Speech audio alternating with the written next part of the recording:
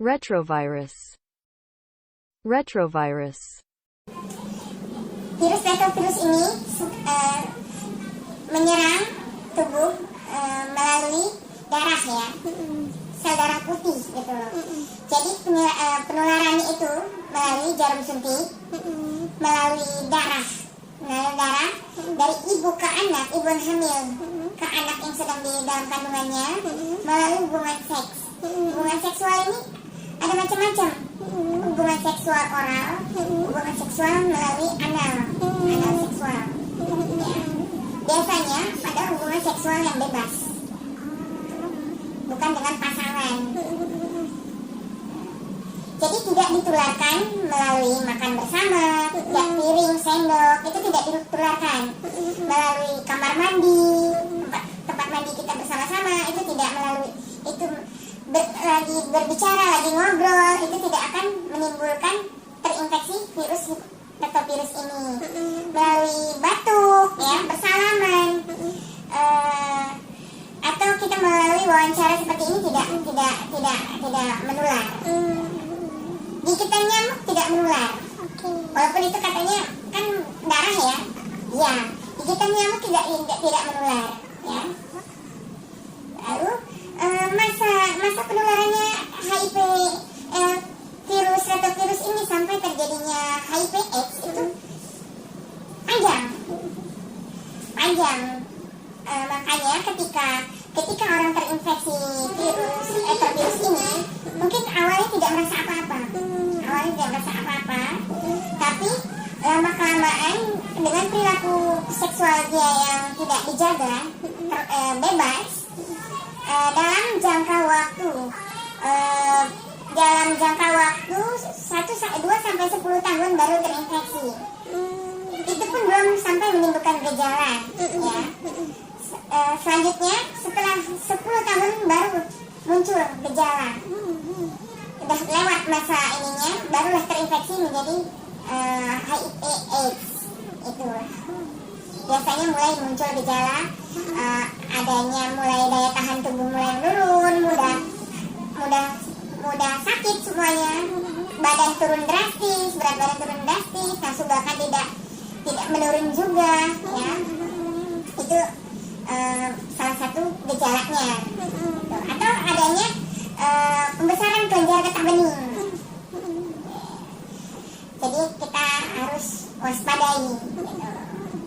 Karena memang obatnya juga ini ya dokter ya? Obatnya ya ada obatnya antivirus, tapi antivirus ini juga ketika kita temukan kasusnya pada kasus yang sudah stadium lanjut, biasanya pun tidak akan menolong juga, gitu loh. Hanya mempertahankan beberapa saat lah, supaya si sel-sel yang diserang tadi di-cut oleh si adanya obat si antivirus ini. Mungkin pencegahannya dokter agar kita tidak terserang retrovirus dokter. Pencegahannya pertama, kita hindari patok pencetusnya. Patok pencetusnya seperti yang saya sudah bicarakan tadi, seperti penularan melalui hubungan seksual. Ya udah, kita hindari hubungan seksual yang secara bebas, bukan dengan pasangan atau berganti-ganti pasangan, atau berhubungan dengan WTS, ya, itu sangat-sangat beresiko. Itu kalaupun ini kita harus menggunakan kondom, ya. Hindari pemakaian jarum suntik bersama, karena biasanya ini pada kasus-kasus yang narkoba itu suka sekali mereka yang akhirnya terinfeksi virus retrovirus ini yang berakibat jadinya HIV/AIDS. Itu karena memang kebanyakan kasus mereka menggunakan jarum suntik bersama. Untuk transfusi darah juga, untuk petugas kesehatan pun mereka harus benar-benar safe, menggunakan alat-alat yang safe. Sarung tangan mungkin berlapis untuk ketika mengambil sampel darah pasien yang diduga terinfeksi virus retrovirus ini. Jadi itulah video dari pemaparan tentang materi yang saya dapatkan, yaitu retrovirus. Jadi di sini bisa saya simpulkan bahwa retrovirus ini merupakan suatu golongan virus yang dia terdiri dari satu batang tunggal RNA. Yang mana tuh dia setelah menginfeksi sel, dia tuh virus tersebut akan membentuk replika DNA dari RNA-nya dengan menggunakan enzim reverse transkriptase. Ada 3 golongan retrovirus yang ditemukan pada primata, yaitu yang pertama Opernavirosis, yang kedua Lentivirosis, dan yang ketiga Spumavirosis.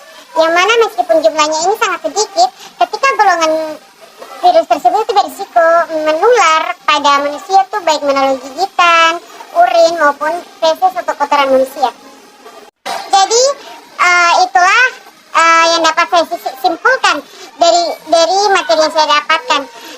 Kiranya dari apa yang dapat saya simpulkan ini dapat dimengerti oleh Bapak dosen pengampu mata kuliah virologi, dan sekiranya dapat membantu juga dalam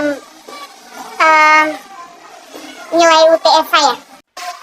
Dan saya sendiri Intan Afrilia Maulana Syekh Nunda mohon maaf jika ada kesalahan dalam penjelasan video yang saya paparkan ataupun bagian-bagian ilustrasi gambar. Sesungguhnya saya hanya manusia biasa yang tak luput dari kesalahan. Dan ada satu pesan dari saya, bahwa kesehatan ini sangatlah mahal. Oleh karena itu kita harus tetap hidup dengan waspada dengan cara membentengi diri kita dengan tetap menjaga kesehatan agar tidak terjangkit virus maupun mikroorganisme yang dapat membawa penyakit pada tubuh kita. Baik, itu saja dari saya. Terima kasih.